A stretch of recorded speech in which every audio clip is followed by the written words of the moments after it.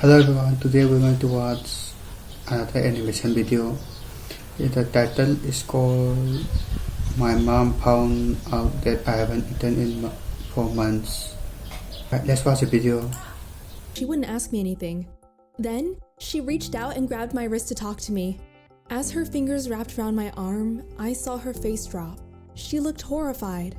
She immediately lifted up my baggy pajama sleeve to find the bony arm that was hidden underneath. She hasn't eaten in days. It all started when I was young. I was always known between my siblings as the picky eater of the bunch. I always hated vegetables, but I also liked sweets and junk food like any kid did. I was the studious, shy girl in class that had very few friends, but when I came home, I had 2 sisters that I could talk to about almost anything, like best friends. No one in our That's a good thing. family was sporty.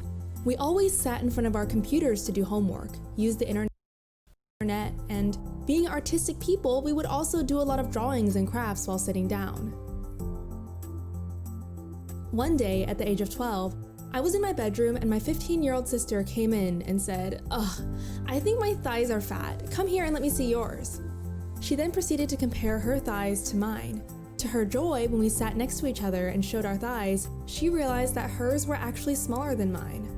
Before this day, all I was focused on were my family, my hobbies, and my studies.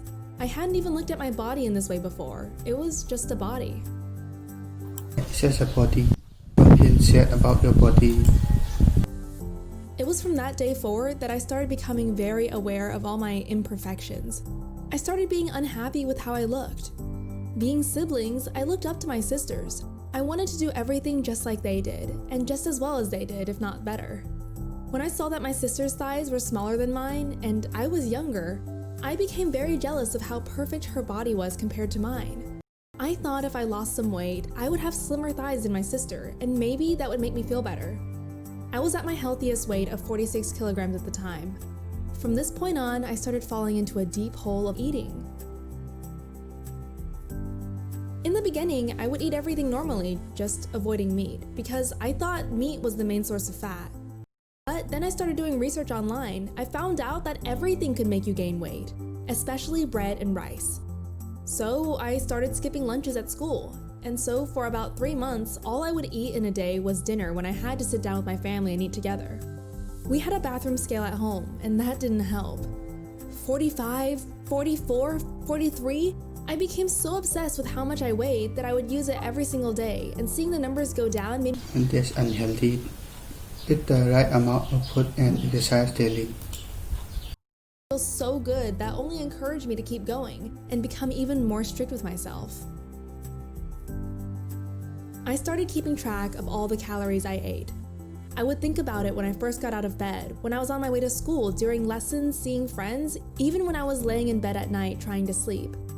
It Don't think about calories, just exercise. quickly became an obsession. During lunchtime, I started to buy a small bread roll that I could chew on slowly so my stomach wouldn't growl during the afternoon lessons. I couldn't let anyone know this was all I was eating for lunch, so I would hide away somewhere my classmates couldn't see me. I was nervous that if they found out how pathetic my lunches were, they might say something. I stopped talking to my friends, and I forgot about my hobbies. Losing weight became my new hobby. My goal of losing weight took a weird turn when I was assigned the responsibility of cooking for my siblings when my parents went away for Christmas holidays. Not only would I lie about having eaten before I served the food to my siblings, I also started serving them bigger and bigger portions of food. My logic was that if they started gaining weight, I would be slimmer in comparison, and it would make me feel better. I also That's a bad move to do to your family.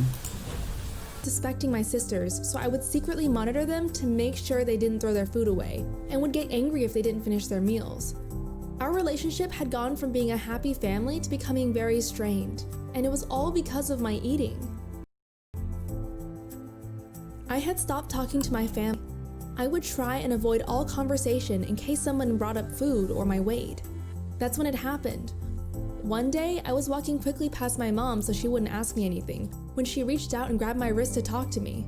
As her fingers wrapped around my arm, I saw her face drop. She looked horrified. She immediately lifted up my baggy pajama sleeve to find the bony arm that was hidden underneath. She was so shocked to see how thin I had become without her knowing. I saw tears begin to well up in her eyes, but she was trying her hardest to stop herself from crying. This made me burst into tears. I confessed everything to her that day, about my weight, my eating, my thoughts. We sat and spoke like we hadn't for a long time. I told her that my period had even stopped coming for months already, and how sad this Period should come every month, so there's a really big problem there. made me, because I had read that this can stop you from having children when you get older. And one day, I would want to have children. My parents then sent me to the local hospital where I stayed for 3 days to be examined. I was at 36 kilograms then, and I was told by the doctor that I was severely underweight, and if I had been just a few kilos lower, that it could have been fatal. I decided I wanted to be treated, and I was recommended to be sent to a ward, where I stayed for the next few months. Life in the ward wasn't easy. Over 80% of the girls there were admitted due to eating, and they ranged from as young as 7 years to 17 years old. One 17-year-old girl had been there since she was 15, and she told everyone that she was waiting for her 18th birthday when she can finally leave the ward without her parents' consent. There was also a girl of my age who was wearing dentures and threw up so frequently that her teeth had all eroded from the stomach acid. It was difficult to make friends there because the girls would always compare themselves, and their conversations always revolve around tips of how to perform secret exercises in the bathroom to throw up, and how to hide butter in your mouth and spit it out later. What the fuck? What kind of story that was? So many people in there who were being offered real help, but all they were doing was trying ways around it. And I decided I did not want to become one of them. I wanted to be healthy, both physically and mentally. She should have thought before going to the ward that they are going to be like that.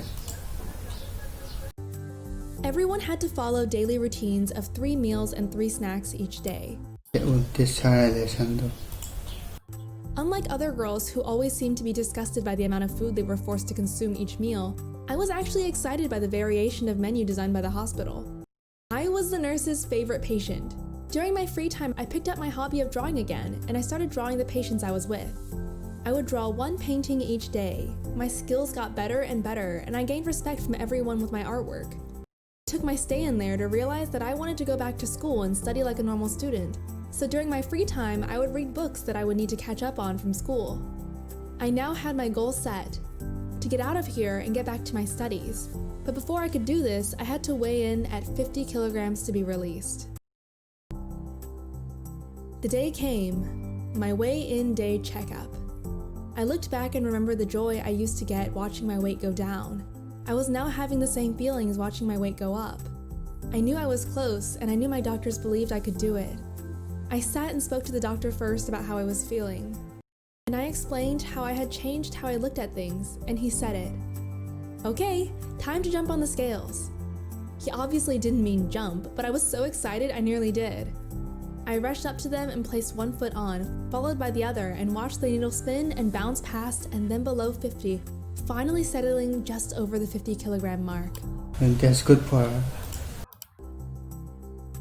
I had done it! I had hit my goal and was allowed to leave the hospital. I hadn't been home and back in school for long. I had this feeling that my friends and family were all keeping an eye on me, watching my every move, because they knew about my illness. They would always be trying to make me eat more and eat when I didn't want to. I felt that I was being distrusted and I felt uncomfortable.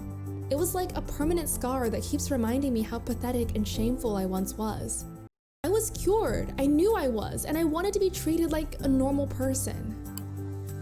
Well, that's the parents' problem now. I was finding school really difficult. I found it hard slipping back in with my old friends, and no one treated me like I was the same person anymore. Eventually, I transferred to a new school where no one knew my past, and I shifted my focus back to study and my artistic hobbies again. I made new friends, and I graduated from high school and got into my dream university. Although I was at a healthy weight, it still had some lasting effects on me. For example, I would try to avoid food that I knew were fatty and unhealthy, even if I knew they tasted good. And that's a good choice. 2 years ago, when I met my boyfriend who fell in love with my artistic abilities, every day he would tell me that I was beautiful. although in the beginning I thought it was just flattery.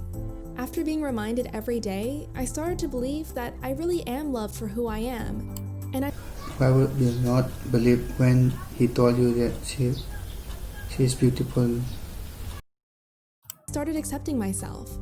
My boyfriend loves to cook, and now I love to eat. I've stopped avoiding any particular types of food. I just enjoy whatever tastes good, and I enjoy spending time with him as we eat together while watching movies. Eating is not supposed to be a stressful thing, but a way for people to bond together and add a little seasoning to life, just like we add to food. I have told my boyfriend about my past, though not in great detail, but I told him that I've gotten over it and I want to be treated like a normal, healthy person. And he does just that. And they live happily ever after or not? Let me know down in the comments. Alright guys, that was a beautiful animation and creative one. I will end the video there, and make sure you like and subscribe for more content.